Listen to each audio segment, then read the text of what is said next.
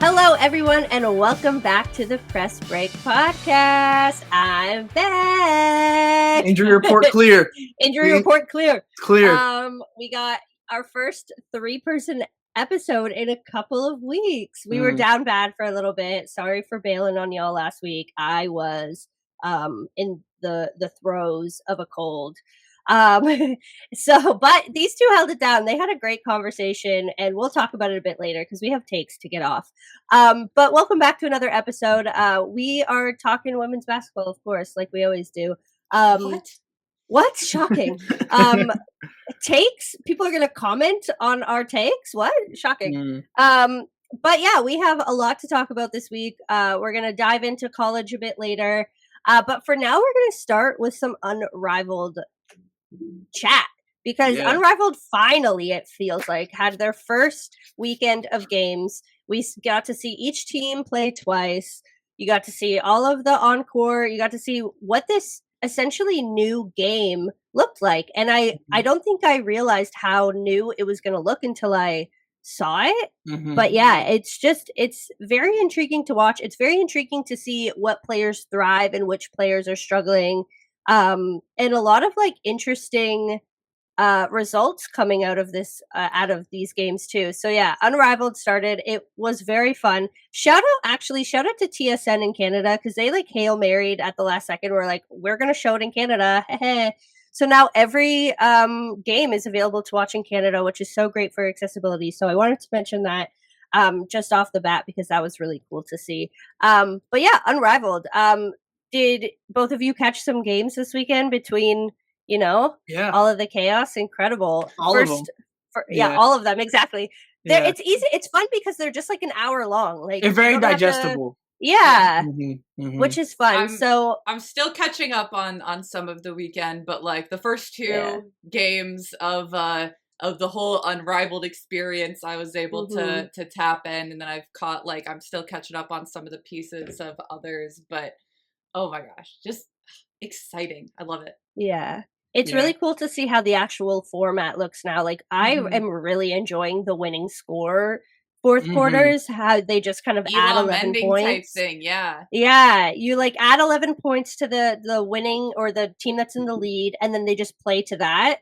And sometimes it takes a while, sometimes it doesn't, and it's just it's very exciting.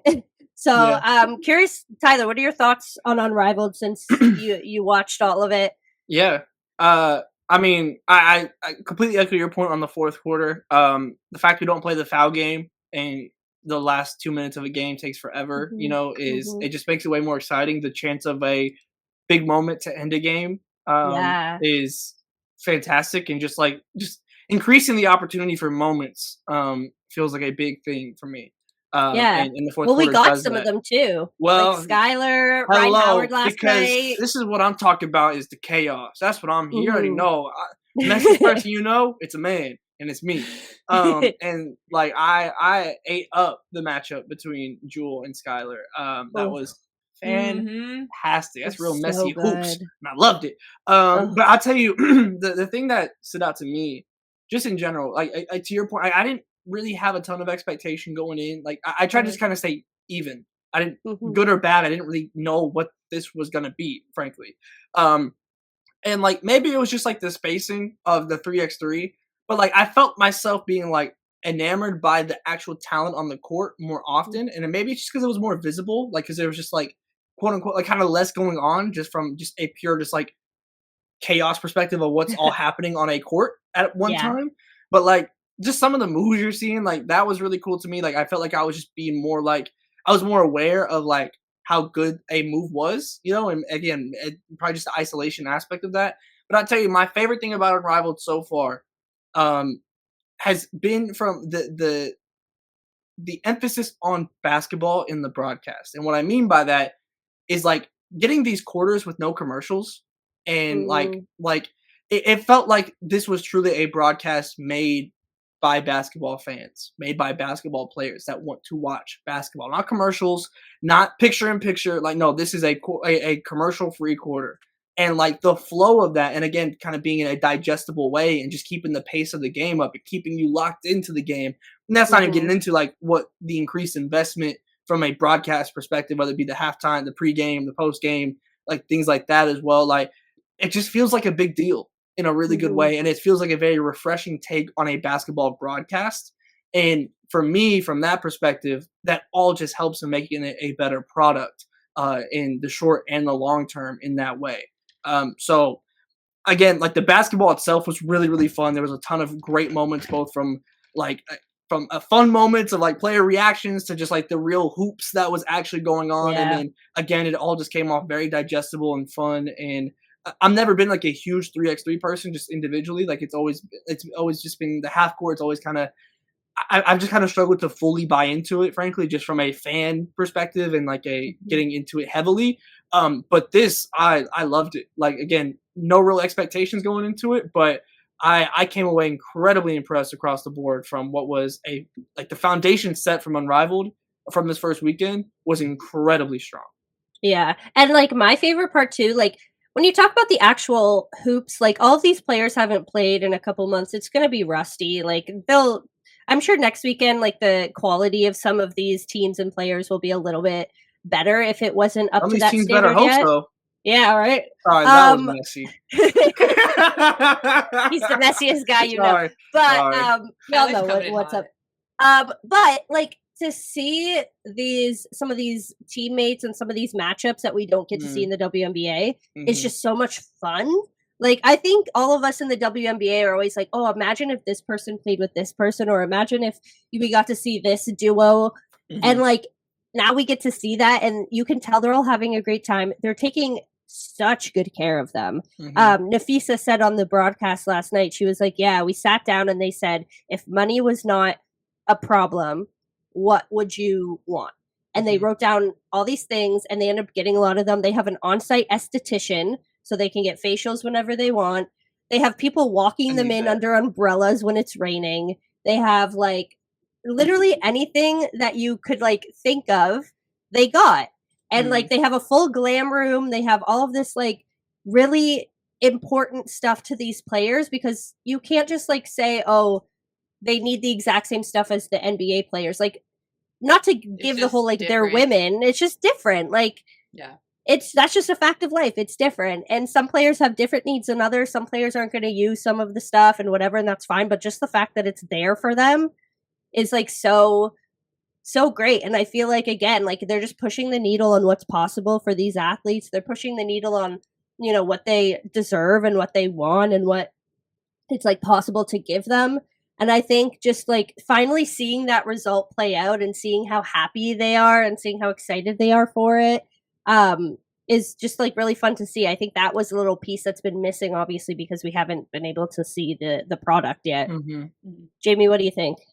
Yeah, I mean, I just thought, kind of to your point on seeing different players playing together, I am a massive Courtney Williams fan. Like, I love her. I think I've talked on here about how, like, she drove me nuts a lot of the time before she came to Minnesota. And all of a sudden, she's on your team, and you're like, oh, yeah, this is, like, the kind of person you love to see. And and her dad, shout out to her dad. Her dad, bro, man, sitting next to him in a game, that was something. But it was just really, really cool to see her kind of clip last week from media availability before they started playing, where she was asked about, so is there anyone that you hadn't really like known before you got here? And she's sitting there like, basically everyone. Like, we don't really get to spend time around other teams, around other players. We're around our own team so much. But she's like, I'm sitting there in the sauna with, I think she said Jackie Young and Chelsea Gray. She's like, Chelsea Gray, like, she's my favorite. Like, I never get to see her in real life, but here, and like the implication that like this isn't real life. This is like utopia. Yeah. Like, I love summer that. camp. And then exactly. No, that's exactly it. And so I just thought that was really cool. And then the actual basketball aspect of it, I mean, it's going to be, I think, really massive for especially the younger players to be able to do this early in their career, because what is so evident right off the bat is, because of the fact that this isn't a half court game because of the fact that you have to use the whole court. Versatility is even more crucial. Like, it's really important in 3x3, but even more so in this game. And so for young players like Rickea Jackson, like, you know, I mean, Kate Angel Martin has the capability to really do some different things than we've seen so far. And then even, you know, you see Kate Martin go out and really thrive. She's so for good. Those, so for those young good. players to have that opportunity to develop in this sort of environment early is going to be really big for them. On the other hand, you have some players who are in the later stages of their careers that maybe don't have as much of that versatility, and there's been some struggle. So I'm going to be really interested to see, you know, also from like, there are coaches, unlike where in 3x3 you don't have a coach on the floor with you, or, you know, at Athletes Unlimited, you don't really have a coach. And so I'm going to be really interested to see how the coaches sort of adjust to what they're doing, to their scheming. So far, it's been a lot of kind of one-on-one and then obviously like pick and roll action. But when we've really seen teams thriving is when they are able to take that sort of next step, add a little bit of an extra dimension. And so I'm really excited to see them continue to really like explore what is possible in this sort of system. And that is what's so exciting. They be running like it's cardio out there. I'll be tired watching. Yeah, it's like they gotta be running. Like, it's so fast. And I think, obviously, thank God they did the condensed court, because like, you'd be running up and down the court. Otherwise, full court would have been crazy. Yeah, but anyway, first week of Unrivaled, fantastic. They play on Fridays, Saturdays, and Mondays. So check them out next week, because next week we get a whole nother round of this with different matchups, different games. But we're going to move on to talk about college a little bit, the next generation, now that we're talking about, you know, different forms of basketball and what's possible. I wasn't here last week, but I tuned in, and these two were talking. These two were talking about undefeated teams. They were previewing a few matchups coming, and they were right. Shocking. No, I'm kidding. Love you. But going back to last week and like what ended up happening based on like your predictions, thoughts? Jamie, go ahead. Jamie, this is all yours. Look, I told you so, I guess. Like, I think that my exact words were like, I'm not predicting a win, but I wouldn't be surprised. And close enough lo and behold, Penn State, take them down, getting your first conference win over undefeated Ohio State. And like, if you know the Big Ten, that's not like the rivalry in the Big Ten, but it is a big one. Like, there is not a whole lot of love lost between Ohio State and Penn State. Man, I've been having to like, you know, catch up obviously on the road over the weekend. So I have been able to go through the entire game. What I've seen, pretty solid, but I'm really excited to like sit down and watch the whole thing through, because it's going to be really worth it. But like, to get down in the first quarter and then you bounce back and you hold Ohio State to 9 points, you put up 20, like, you get it done in the clutch. Like, oh man, Gracie Merkel, impressive like, too. Exactly. Yeah. I mean, it really, it wasn't completely down to the interior game, but like a lot of it does come down to the fact that they just were able to, especially in the second half, really get Gracie Merkel going. And just that little tiny piece for Ohio State where you just don't have that true five, kind of hurt them a little bit, but really it was the balance. You get 13 points off the bench for Penn State. Like, man, I definitely very impressive way to get yourself going in Big Ten play. And Ohio State, they're gonna have a whole lot of wins ahead of them for sure. But I mean, you talk about trap games. I highlighted it for a reason, and you know that's why they're trap games, because there's that matchup that's just kind of I don't know about it, and then it's a little easy to overlook. Not that I'm saying Ohio State did, but Penn State got it done. There you go, Tyler. When it comes to the undefeated teams, like, I mean, UCLA stayed undefeated, and the way that they did it against Baylor, which was a closer game than anticipated. Hello, Baylor. But I mean, the thing that needs to be pointed out is Lauren Betts. I mean, 24 points, 9 rebounds, 9 blocks, almost a triple double with blocks. Mm-hmm. And we were talking about this pre-show a little bit, but I want to highlight it here too. Talk about Lauren Betts, please. Yep. Like, what are we like? It is completely come down to just aesthetic. When it comes to who is in the National Player of the Year. I'm not saying that like she has to be your National Player of the Year, but to act as if she's not in the top 3 right now, at worst, top 3, is ridiculous. It's Lauren, it's Hannah, it's Juju. Yep. That's the race right now. It's so odd to me too, because say like I'm just thinking about like NBA or sometimes WNBA, like bigs are so highly favored when it comes to the MVP race. Like you think about like who's winning MVP every year in the NBA and the WNBA, and it's those bigs who are dominant. And then now when you flip to college, the aesthetic is just different. See, I'll tell you why I think that is. And because it is an aesthetic perspective, right? Even like let's look at this last WNBA race, right? Think about what Asia Wilson does, like the shot, the fadeaway, the style of blocks that she gets. That is still aesthetically pleasing. Nafisa Collier has one of the most beautiful games I've seen, like when it comes to just what she's able to do. So even if she's working in the post, and then if you bring up the NBA, like Jokic has won a couple MVPs, but think about the passes he'd be making and stuff like that. That is all aesthetically pleasing. Lauren Betts, for I guess a casual basketball watcher, is not quote unquote aesthetically pleasing in comparison to a Hannah Hidalgo or Juju Watkins. Yeah. To me, this is the beautiful game. What Lauren Betts is able to do, the gravity that she brings on a basketball court, the way she just gets rooted down in the paint, and there's nothing you can do about it, that means something to me, man.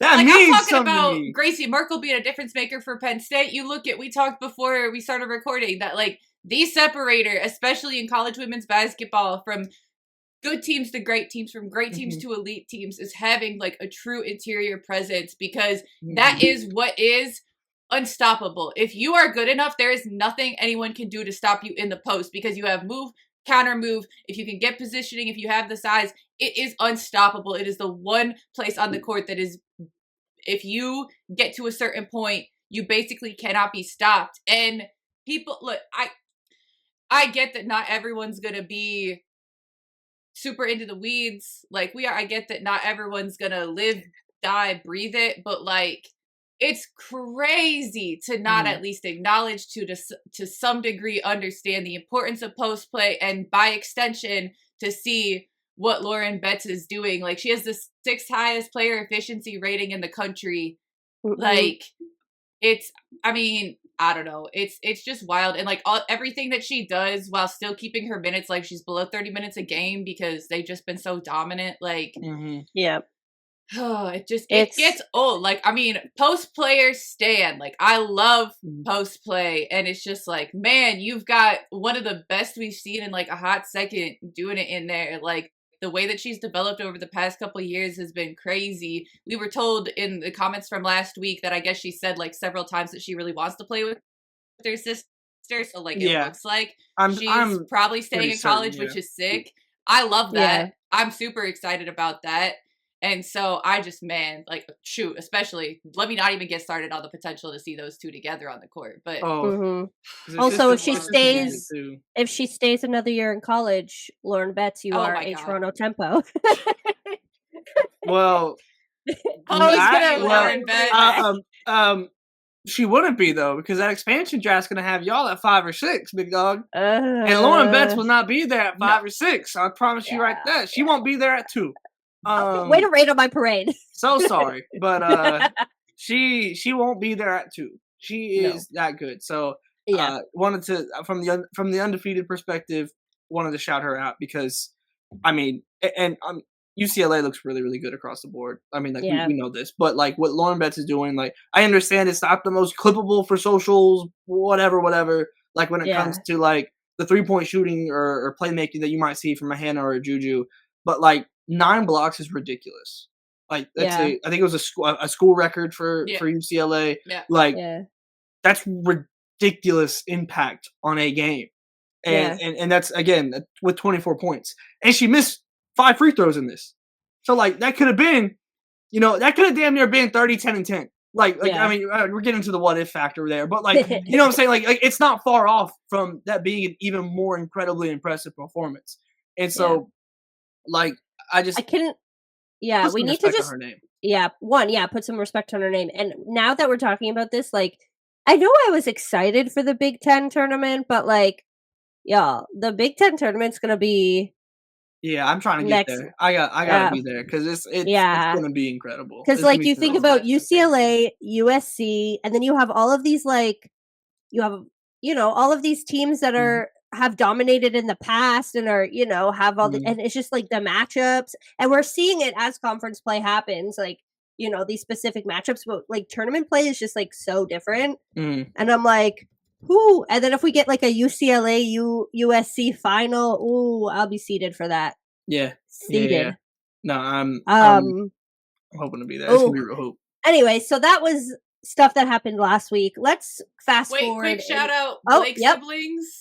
Oh yes, yes. We gotta talk about both. Vandy. We've been pushing the Vandy agenda. Vandy agenda. It's only been a matter of time till they got. Sorry, we were being really over the top about Vandy, but yeah, look, as we should be. You know what? I don't apologize for it. I'm not saying sorry because I still believe in Vandy. It's there's been some growing pains, which honestly expected to a point. Like it was kind of bound to happen at some point. You still got but it's the best young duo in the country. But we know the recipe. Qualifier of young is still there. Yeah. Oh yeah. Yeah. So like catch us in 2 years. 2 years, people are going to be coming back to this podcast. Your brother hitting a game winner, and then the next day you're like, bet, like that's crazy. First of all, it's got to be going wild if I'm bringing up men's sports on here, but like that's imagine like.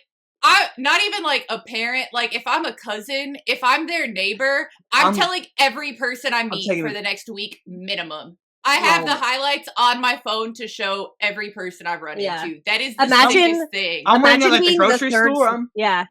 No. Yeah. Y'all know who this? Y'all know who this is? Right. Y'all. Bro, I don't know if they have a third sibling. But, like, I don't know what the third sibling got to be doing to, like... Oh, that's wicked. It's like the Hemsworths having, like, a third brother. Yeah. Like, where's the third Blake sibling and what are they up to? Probably, like, being a doctor, like, curing cancer or something. Like, that epic. I sure hope so. It's like the Aguma case. Like, you have NECA, you have Shanae, and then you have their sister who's just, like, low-key a doctor. Like... Yeah. Yeah, I love that. But anyway, so yeah, shout out to them. That was epic. We're always going to be on our Vandy agenda here. That game went so crazy. And also, like, Tennessee, dang, like, y'all are... Yeah. It's so right close. There, but it's not there yet. And I know Kim Caldwell looked sick at the end of that game. The post-game press conference, she say? It was like, either we're not good enough to fix it or we don't care enough. And I was like, oh. Yeah, she's like, the first time we're learning, the second time you hope you learn the lesson, the third time it's like, and I'm like, and again, that's what Tennessee needed. Like, that is really I was about to say, if you are a Tennessee fan, that is exactly what I'm trying to hear. Like the number one thing you want is to win those games. The number two thing you want is a coach that says that losing those games is unacceptable. Mm-hmm. Yep. Mm-hmm. Yeah. And she seems like, from the early returns, like a very good fit for that program and like the specific roster that they have right now, like a very young team who needs to like get it together before they're like that senior team who wants results, right? Speaking of the future, I've been trying to segue for a few minutes, but y'all know we love to yap. Yeah. Games coming up this week. We have a big one coming up on Thursday, 8 p.m. EST. Circle it on your calendars, Thursday night. LSU versus South Carolina. And, I'm excited for that. That's a good one. So, LSU still undefeated. Hashtag not for long, maybe? Look, but yeah, what do you guys think about this game? I mean, if this weekend was any indication about where South Carolina's at, yeah, they look pretty good. Little Tyler's dreams got crushed this weekend. I tried to appeal to Dawn Staley's humanity. I had a picture of her when I was like 8 or something like that, and I took with her, and I was like, please think about little Tyler, please. She didn't. She didn't. She didn't. Oh my goodness, it got Also, nasty. South Carolina is now 3-0 on the press break. Yeah, teams. yeah, Oklahoma, Iowa State, and Michigan, all down. Getting into the game though, South Carolina looks like the death machine is back. Even without Ashlyn Watkins. Yes, and so here's the thing. Reagan Beers had a good game amidst the blowout. Had a good game, and that was kind of the thing that I was interested in seeing. Was like, okay, we've seen Alabama played it close-ish. South Carolina pulled away at the end of that game, so the end score looked a little bit different than the in-game score, but it was never really a worry to me. But that was kind of rebounded by committee. This game was Reagan Beers, and seeing kind of how like one kind of true dominant big in that sense can impact the game. We saw Texas as well, like in that first real kind of first test after Ashlyn Watkins went down. But all of it has been leading, especially Alabama and Oklahoma. Like Texas was a big matchup in its own right, and they handled that. So like, but now these games have been leading towards this one and facing Anissa Morrow and trying to keep her off the boards. I feel like that's what this comes down to for me, because frankly, the issue we saw with Texas was their inability to finish once they got the rebound. I don't foresee Anissa Morrow having that same issue to that degree. So if Anissa Morrow is rebounding in that way, like that's where it could get shaky to me. But I say all that to say South Carolina looks ridiculous right now. Like I know they lost their one game, and if they lost that one game to any other team, there's a very real argument for them to be the number one team in the nation right now, just based on like how they visually look.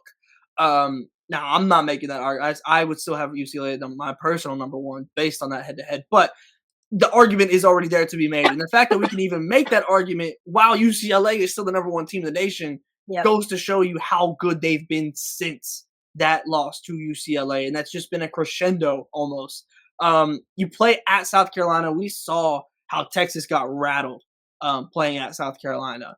And, I mean, it's the toughest place to play. For sure. Across all of college sports is one of the toughest places to play right now. I mean, the streak that they're on is like 7th or 8th all-time in NCAA for basketball or something like that. Like, it's ridiculous, their home winning streak. Yeah. It is a very, very tough hill to climb for LSU. I think the thing that for LSU, it's like, you know, we've talked about this before. We talked about it last week, where it's like, there's not many schools across the nation that can go star for star with LSU when their 3 stars are on. Yeah. And I think it is going to take not only those 3 stars being on in Flau'jae, Anissa, and Michaela Williams, but also Kaylin Gilbert off the bench. You have to have depth production in this game for LSU to try and match the sheer talent on the roster for South Carolina. It's a high hill to climb for LSU. I expect South Carolina to win this game. But if LSU is able to pull off this win, it's going to come down to, I feel like, them going star for star. Because I think on paper, you can make the argument when it comes to who has the best top players. If you rank the top 3 players in this, you can make an argument that LSU has more in that top 3 than South Carolina does, for just on pure individual talent. But South Carolina is a machine. And I don't think LSU is a machine in that same way from a team and from a winning perspective. I'm going South Carolina in this, but I see the avenue for LSU to win it. I don't expect it to happen. Yeah, it's not neither. Like it's not something that has quite borne out, like been proven quite yet. Like I think that part of it for me is, you talk about how Reagan Beers still had like a very efficient, very effective game against South Carolina. Outside of that, it was hard to come by a whole lot of scoring. But, you know, you can see where, again, that's kind of, if there is a chink in the armor for South Carolina, it is that they have been so used to having that dominant interior presence. It's just that there's not enough teams that can exploit that, as well as match up to the rest of the depth that they have on top of it. It's not just having a dominant interior presence, it's matching up with the rest of it. And that is generally that opening. And that's a lot of what it came down to for UCLA, where Lauren Betts, like we talked about last week, wasn't, scoring in a dominant fashion against South Carolina, but everything ran through her. Mm-hmm. And so when you're looking through that lens for LSU, that's what's kind of difficult, that they don't have that dominant interior post presence. Mm-hmm. Anissa Morrow is dominant. She plays around the rim a lot. She is not a post player. She is a forward. She is very solidly a forward. And that is where South Carolina does match up fairly well, because they have Chloe Kitts, they have Joyce Edwards, who has really come along strong recently, and I think physically matches up in some ways that could make it tough for Anissa Morrow. She's got more of the height, more of the length. Anissa does have some of that like strength, that quickness, that craftiness, the experience. And so, she's going to be a really tough matchup, but it's not like you point at it and say, well, you're going to exploit them. And so if we had seen maybe some progress from Aaliyah Del Rosario or from Jersey Wolfenbarger contributing more consistently inside, I think it would be a lot easier to see the way forward for LSU. And so if, one of them can come in and have a really solid game, or even if Samaya Smith comes out and returns more to form, because we know what she's capable of. For sure. But it just hasn't quite been there. On the other hand, you can also have a really great defensive game from some of the perimeter players and from some of those forwards. And if you can close down even a portion of South Carolina's outside shooting, with the way that has come along, and especially, they've had some struggles recently. You talked about their game against Alabama. They go 3 for 20 from 3, and that's why that ended up being, not particularly a close game, but most of that is because of that fourth quarter, where when you go into the fourth quarter, it's only a 6-point game. Yeah. And so if you can try and pick out those opportunities, there's definitely a path for LSU. And I don't think it's a blowout either way. I really don't, because I think that LSU competes enough, but especially with it being a home game for South Carolina, that is just, it's such a tough place to play. And I just don't see enough of the pieces in the right place for LSU. But kind of like you said, I wouldn't be sitting there with my jaw dropped to the floor if LSU pulls it out. I just, if I'm having to pick, I do pick South Carolina, but I'm really excited about the game. I think it's going to be a game. Yeah. Yeah. No, I'm excited for it. I think, that playing at South Carolina, man, like, it's rough. That's different. Like, it truly is. Like, it makes all, like, even, and it was kind of the reverse. Like, like when we saw, like, those South Carolina LSU games at LSU, like, that was a tough place to play. And like, we saw how that went down last, like, and how that impacted the game, but yeah, I again, the avenue is there for LSU. But like, you're going to need a team win in the midst of star performances. You need both, I feel like, from LSU. And I don't know if we've truly seen them be capable of completely doing that yet. So that's where the worry is for me. But from a pure like talent perspective, like if you like, they have the players that can go out there and have those performances that are needed in order to win this game. So, I think it'll probably be closer than Oklahoma. I'll put it like that. But yeah, I still think South Carolina is gonna win this one, because truly, to your point, Jamie, you need to have size and you need to have depth, and I think the only team that really has that to match South Carolina truly already beat them. Well, here, mic drop on that one. Obviously not the only like big matchup, definitely the match of the week. For me, my match of the week, no, I'm kidding. It's not as big, but I'm definitely pumped about it, is, I don't know if it's called the Michigan Bowl, but that's what I'm calling it. Michigan State versus Michigan. There's got to be a rivalry name for this. There's got to be a rivalry name for Michigan State. I don't know if it's like the Michigan Bowl or like what. I don't think it's the Michigan Bowl. I don't. In football, it's a trophy. I know what is it? Their football trophy is the Paul Bunyan Trophy. For sure. I don't. That's a bigger trophy. Yeah, I'm not gonna lie. It goes. I knew I know the trophy in my head. I couldn't remember the name. Yeah. I think that's just for. I don't know if that extends football. to all sports, but you can call it the Michigan Bowl, but you call it the Chelsea Bowl. You can call it whatever you want because I'll be locked in for that one. Jamie's giving me a look right now. But no, I'm excited for that one. Obviously, y'all know that I'm like going with Michigan this year. Hashtag Silas Swords. Hashtag Natalie Achanwa. Hashtag Canadian content. But yeah, I'm excited for this one. Michigan versus Michigan State, pretty evenly matched in terms of what I think is like, the like player for player. And obviously we've seen both of these teams have really big performances throughout the year. We've seen them struggle, just with being young and all of that stuff. So I'm just excited to see, these two teams match up. I'm excited to, have another Silas Swords game because it seems like every game she has a game, which is fun. And yeah, I mean, I love that Michigan content this year. So that's the game I'm looking forward to this weekend. Had to shout out Michigan because if we're going to get our Vandy takes off, we're going to get all the agendas are being pushed today. All the agendas are being pushed today. Jamie, you got a game this week other, I guess, than ISU or LSU, sorry.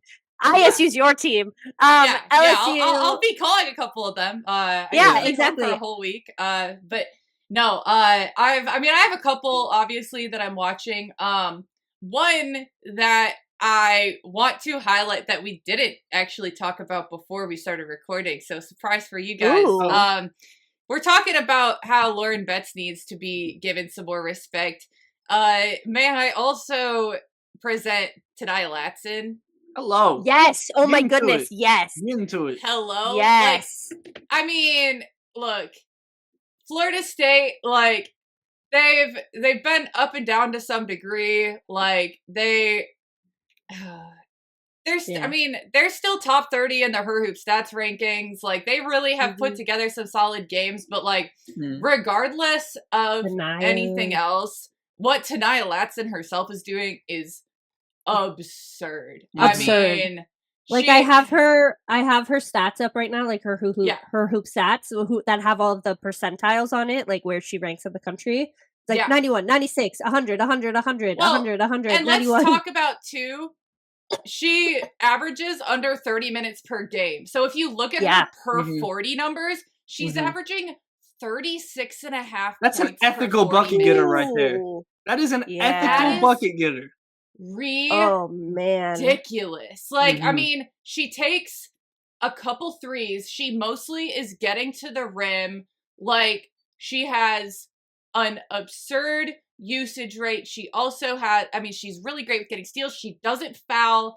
Like, I mean, we talked also about like an assister. She's dishing out the dimes here. I mean, everything 5.7 runs for through 40 her. minutes. Yeah, it's crazy. And so, I mean, we talked about Lauren Betts and like her player efficiency rating. We're talking about the second highest player efficiency rating in the country right now in Tanaya Latson. She's got the 9th highest win shares. Like, she's balling. Like, she is incredible. And the crazy thing is that, like, no matter what you do, she adjusts so well. The team adjusts so well around her. Like, she's had one game where she's been in single digits this year, and it's because they literally were blowing the team out so bad she played 11 minutes. Like, beyond that, she literally, her fewest points beyond that is 13. Everything else has been 20 plus, most of them on the higher end of 20 into 30, almost 40. Like, she's out there. She's balling. And Florida State plays North Carolina this weekend. So I'm very, very interested in that one. Just the caliber of defense that North Carolina has. I think it'll be really interesting to see what, Florida State as a whole gets going and what Tania Latson gets going. Beyond that, I'm looking at a lot of bounce back games. You've got Ohio State and Maryland are both going to be looking to right the ship. Maryland, I mean, hopefully they are healthy to some degree. Cheyenne Sellers being out still would be a massive, massive blow and would change things a lot. So I'm really hoping that was more acute than anything else. And then especially knowing that they follow up their game against Ohio State with seeing UCLA. So for Maryland, this is going to be a tough week in a lot of ways. Hopefully they can get something going, because I mean Maryland has been so fun to watch this year, but they've got a very tough stretch ahead of them. And then another kind of not as much bounce back for one of the teams, since they had that game this past week, but Tennessee and Texas do play on Thursday as well. They tip off an hour after LSU-South Carolina, so that'll be another really interesting one to keep track of. That's two very different styles of play. And so I do think that it's going to be a tough one for Tennessee to right the ship. I'm about to say that matchup, especially in Austin. That'll be another one where the way they play the game will tell me a lot more than the outcome, because I'm pretty sure I know what the outcome is. Again, could be wrong, but I don't really see a whole lot of great matchup opportunities for Tennessee in that one, but it's more about keeping them bought in and seeing how they can respond to it and seeing how they're going to respond throughout the rest of the SEC schedule. So that's really what I'm looking at. I think we're getting to the point where people are seeing really tough competition, really tough matchups, and how they respond after adversity, after setbacks, says a lot about how the rest of their season may go. Yeah. And also, dare I say, Tanaya Latson, you are a Toronto Tempo? Okay. I mean, if you want to, you can say it. I'm not going to stop you. Anything's possible. Anything's possible if you just believe. Be a fun player to have. It would be. I have my wish list. Into existence, one of them will be right, and we'll be able to pull just that clip. Well, yeah, she says every player. One of them's gonna be right. Right. Yeah. Did you walk in? Okay. Yeah. No, cut the camera. All right. With that, cut the tape. Anyways, the game I'm looking forward to. Go for it, Tyler. I think the one kind of from a different perspective, but also a team that you mentioned, we're using the Lauren Betts segue here. Baylor looked really solid against UCLA, a team that, frankly, respectfully, Baylor has disappointed me a decent amount this season. I have not been incredibly moved by them. But the way that they were able to force turnovers against UCLA raised the eyebrows, and obviously you said wins that game relatively comfortably in the grand scheme of things, but like it was a game. Like it was legit. And now the Big 12 becomes even more wide open, obviously with the injury to Ayoka Lee on Kansas State. Going to be, it sounds like she's going to be back, but if she is, it'll be. They're saying she isn't for sure out for the season. Yes, but that is not very encouraging, frankly, from a Kansas State perspective as a whole. Her minutes are already limited. Yes, so it's not looking great. Obviously, Kansas State, unfortunately, is experienced with playing without Ayoka. Just due to the terrible injury. The pieces they brought in to back her up have been really solid too. So they're still going to be a heck of a team, but a lot less depth. That she's the one who generally you could just kind of turn to and say you're going to carry us through. And so it definitely does change things significantly, especially for a Baylor team that we talk about post presence, whatever. Erin Vonleh, very solid. Not a great matchup with Ayoka Lee. Really struggled against UCLA, and they still kept it close. Yeah, they did. So I'm looking at that Baylor TCU game that's coming up this weekend, just as a potential this could kind of just it could come down to helping decide this Big 12 regular season race in conference play, because if Kansas State does take a tumble here or there with Ayoka going out completely, Baylor, as much as I have not been impressed at times with Baylor, they're 6-1 in conference play, and the Big 12 conference is not what I expected it to be this season. And so I won't name which teams or where, but the Big 12 has not been what I had anticipated when it comes to seeing a team like Oklahoma State, be 5-2 in conference play. Like there was players I liked in Oklahoma State when it came to them like as a team and being a potential like top tier Big 12 team wasn't what I was expecting, frankly. West Virginia as well, 5-2, a little bit lower than I expected to see them kind of in that same Oklahoma State tier. Like, had you told me those two teams were going to be in the same tier, wouldn't have believed you preseason. Just either way, it would have gone. Wouldn't have believed you. So I say that to say the fact that Baylor is only a game back from first place and they're behind TCU right now. So like this, they have a potential to make this a 3-team race even. And again, if Ayoka Lee is out for that extended period of time, which it sounds like at minimum, it sounds like at best it's going to be kind of a postseason return for Ayoka right now. Obviously, that's not reported or anything, but just from the vibes of everything and the way everyone's been talking, it doesn't sound very encouraging in that sense. So the Big 12 opened up a little bit. Again, Kansas State could just keep it pushing, frankly. So like that is kind of TBD on Kansas State, but I'm looking at this Baylor TCU game as a game for potential tiebreakers later on down the road, or even TCU kind of just expanding their lead in the Big 12 from the teams below them. I'm looking at that game for the Texas matchup there in the Big 12. Yeah, that'll be exciting. Oh man, so much. I feel like we covered a lot this episode. Unrivaled. We got into some good matchups. Just like in the next few weeks, free agency is starting, which is wild. Like WNBA free agency, and not to like bring something up as we're at the end of the episode, but I just was released right now that Brittany Griner is testing the free agent market for the first time in her career. Yeah. So that just popped up on my news feed as we're recording. So we might have some big WNBA free agency to talk about in the next couple of weeks. Wild. Yeah, that was reported by Doug Feinberg of AP Sports. Oh, yeah. Shout out, Doug. Brittany Griner will test the free agent market for the first time in her career. She is taking meetings starting Tuesday with multiple teams, according to her agent. So that's a little bit of tidbit of news. Free agency is coming up in a few weeks. If you haven't checked out our Her Hoop Stats mock free agency podcast, take a look at that. We did that a few weeks ago. And nobody suspected that Brittany Griner would be on the free agent market. But we'll see what happens with that. Other than that, of course, we have some big matchups that we talked about this week. So we'll recap those next week, of course. Unrivaled is continuing. AU is starting in a few weeks. Of course, this is a 365-day sport, as you all know. So make sure to subscribe to Her Hoop Stats and check us out every week, wherever you listen to podcasts. And check out the rest of the podcasts on the Her Hoop Stats Network. They're great. And for now, we'll be back next week. But Chelsea, Tyler, and Jamie, of course, with you every week, unless one of us is sick with the cold. But hopefully Tyler ain't next. Oh, don't put that curse on me. What? Don't do that. We're clear. We're good. We're great. We're good. We're clear. We're thriving. Locker room is, we're good. But tune in next week and make sure to follow us on socials, follow Her Hoop Stats. And for the Press Break podcast, we will see you next week.